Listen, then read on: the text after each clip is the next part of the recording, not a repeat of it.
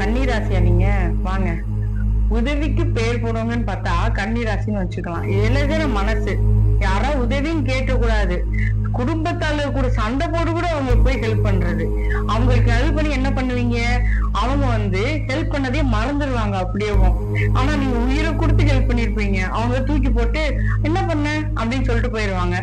அதே மாதிரி ஃபேமிலி மேல அஃபெக்ஷன் அதிகம் தான், ஆனா வெளியே அவ்வளவா காட்டிக்க மாட்டீங்க. உங்களுக்கு பிடிச்சவங்க ஏதாவது சொல்லிட்டா டக்குன்னு கோவத்துக்கு முன்னாடி உங்களுக்கு கண்ணீர் தான் வேகமா வரும். அதே மாதிரி மல்டி டேலண்டட் பர்சன் சொல்லுவாங்க, அது நீங்க தாங்க.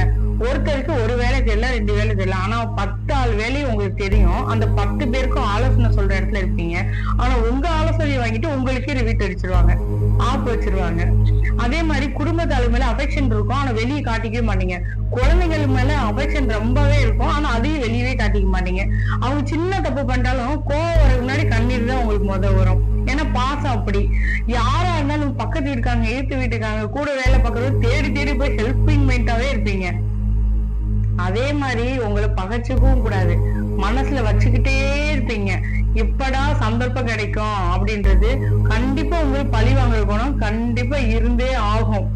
சிலர் வேணா விதிவிலக்க மறக்கலாம், ஆனா நீங்க கண்டிப்பா பழி வாங்கியே தீர்வீங்க.